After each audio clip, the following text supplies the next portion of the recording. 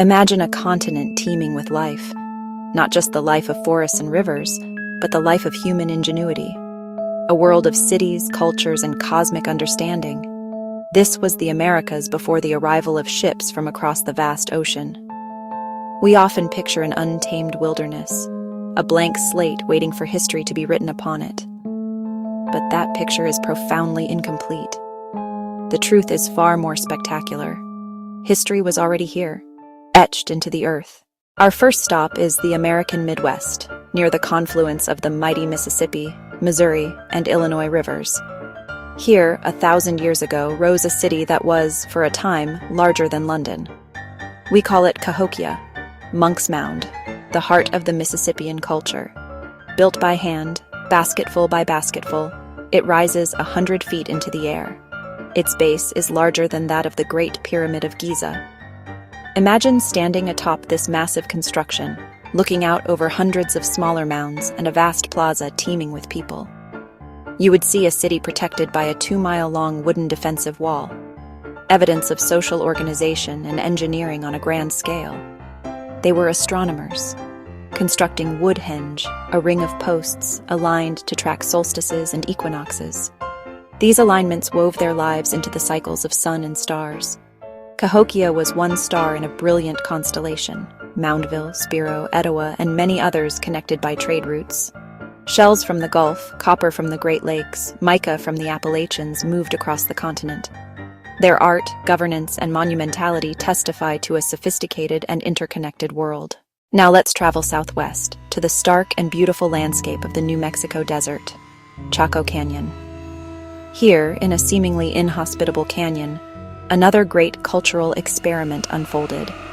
Between 900 and 1150, people built massive multi-story stone structures they called great houses.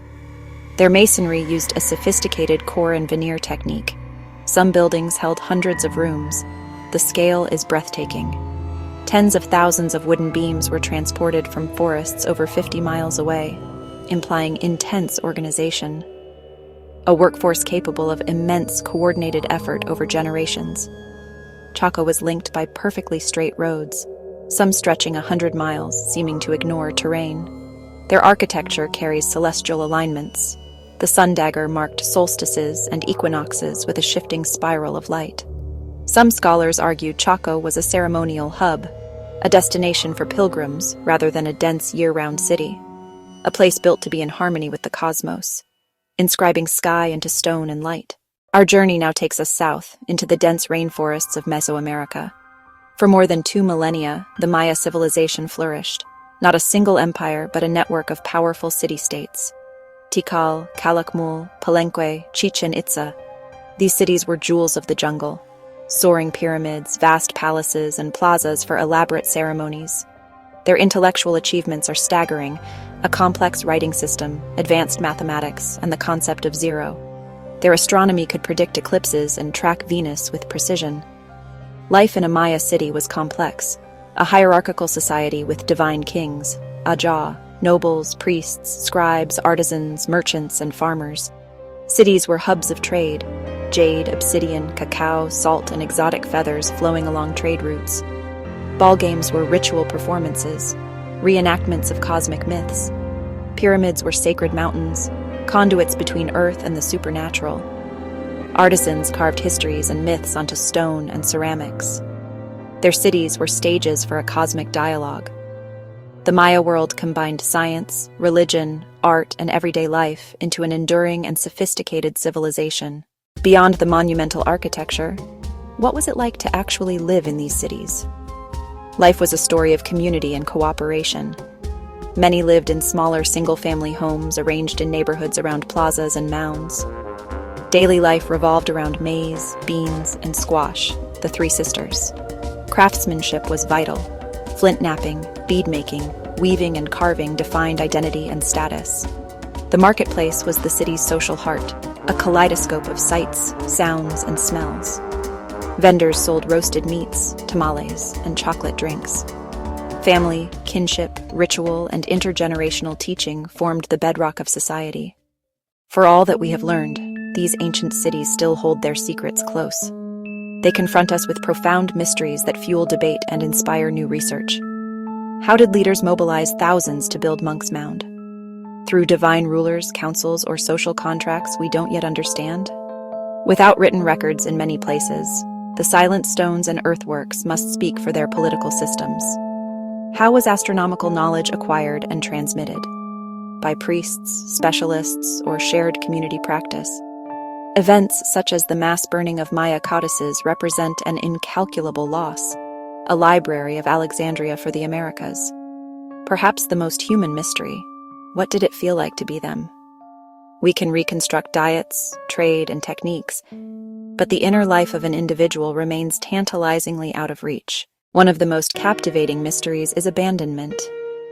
Why did vibrant metropolises empty out? There is rarely a single answer, usually a perfect storm of factors. Climate change is a major culprit. Tree ring studies show prolonged droughts that coincide with depopulation. Without reliable rainfall, agricultural systems failed, causing food shortages and migration. Internal social turmoil and conflict, defended palisades and burned layers, suggest social stress and violence. Environmental degradation from deforestation for timber and farmland caused erosion and localized flooding. In the Maya region, centuries of intensive farming likely exhausted soils. Some societies became victims of their own success.